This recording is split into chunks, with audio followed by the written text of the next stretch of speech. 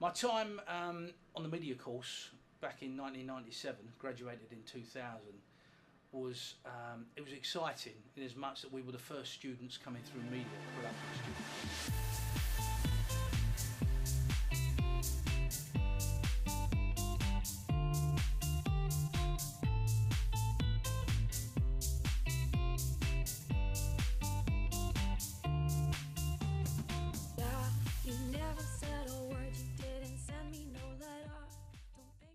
Equipment was state of the art.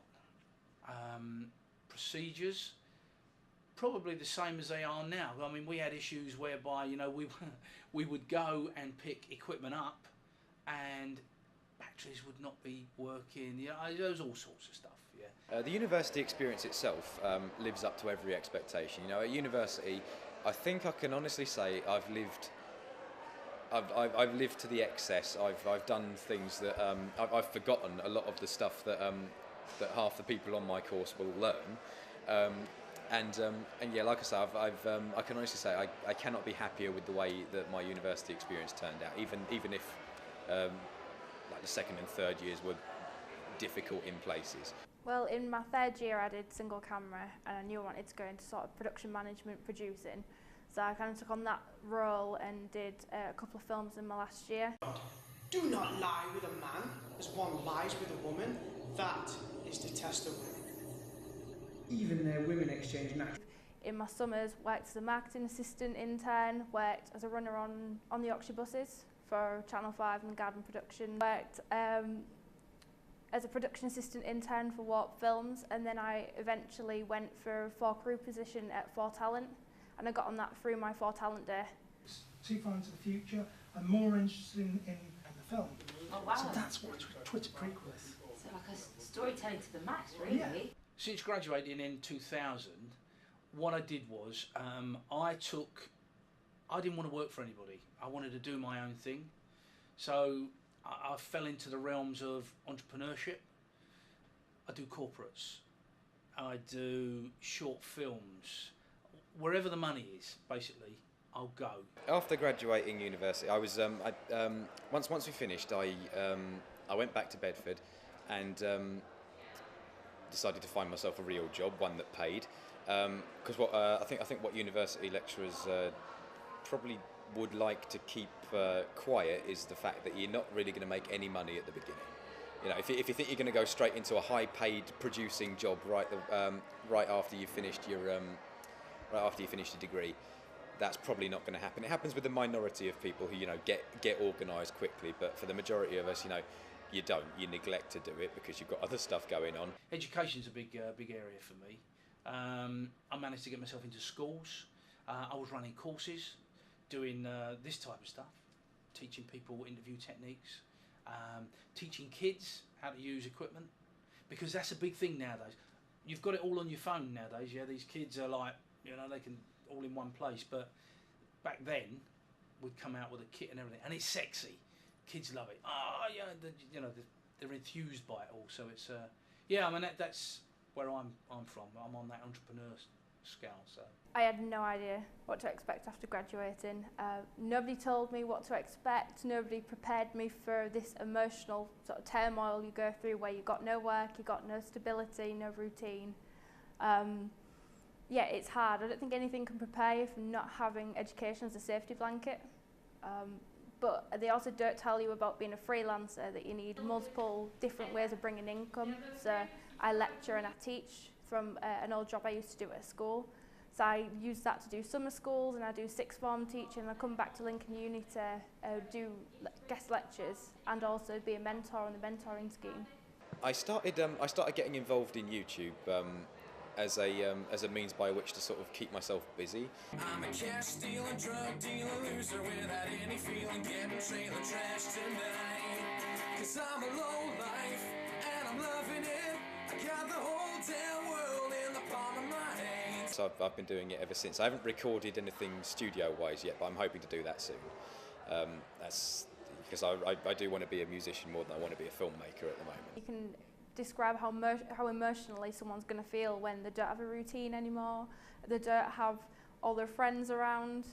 It's a bit scary. Life after graduation was not really, what they tell you it is, because it is a tough world out there. Yeah, the fact of the matter is, like I've mentioned before, whenever I do these chats, and that's basically how many media students are out there, all vying for the same positions. It's frightening. So what do? If you really want the job, where do you go? You set it up yourself. That's where I came from, and that's why I went down that entrepreneur route. The media industry is moving so fast that you can't describe, and it's getting quicker and quicker every year. But the one thing they expect is your workforce to be multi-skilled. So at Channel 4, I'm a production manager. I run all the I look after the teams, and I look after all the paperwork, permits, health and safety, permission forms.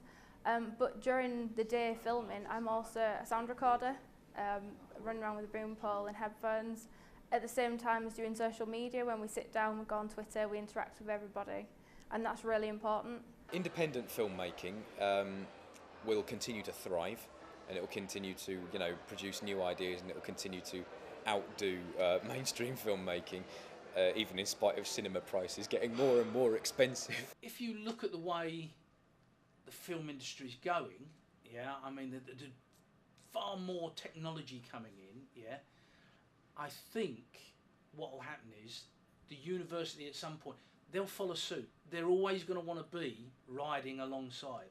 The equipment in order to make films will also probably get cheaper, making filmmaking easier. For Lincoln to kind of keep up with the times,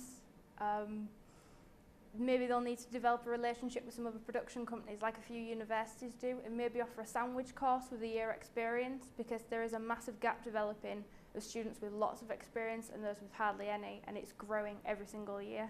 I work in the talent department, so I see it. Each year it's getting harder and harder. My time in New York came about through an old acquaintance, and again, it's about who you know in this industry, so make sure you're networking all the time. But the way that came about was I got a phone call to go and do a back-end documentary, the making of a film called Open Spaces. My name's Norman Dart. I represent the Lumen Lighting Company. I was in the area and wondered if you'd be interested in seeing a few samples from a range of energy-efficient lighting products. I see refs by appointment only. I really won't take 2 minutes of your time. You're right, you won't. These products are particularly energy efficient, which is a definite plus for the planet. Do I look like I give a shit about the goddamn planet? The whole experience of just being there and watching them film in the streets. We were hanging out of vans. It was just incredible. And everybody is on it. I think the only thing with New York or the film industry over there is because it's everybody's got one job and only one job. You don't interfere with that job. And I found it really strange as a documentary maker at that time. Being at the start of my career in film TV, it is really hard to even think about where the industry is going. The people at the top know, but you can only go on your gut instinct and what sort of knowledge that you have. In the next 10, 20 years, I want to be still doing a job I love, be happy, be healthy, but I really want to be a film or TV producer. But then again, that could change next year. You don't know what the media industry is going to throw at you, so you just kind of have to go with it. I'd hope to have made an album by then. I'd hope to, be an established musical comedian. Whether I'd ever get back into filmmaking again after the experiences of university, I'm not sure. I said to a couple of my my friends at Filmmaking Society, I'll still be in films. I'll still act and maybe provide voiceovers and be a voice actor. Don't get stuck in a rut and don't just hit a wall and just roll through the motions, because that way it will become unenjoyable. So work with new people, learn how to use new equipment, and come up with ideas that you wouldn't otherwise normally do. So yeah, keep it fresh. Keep it fresh.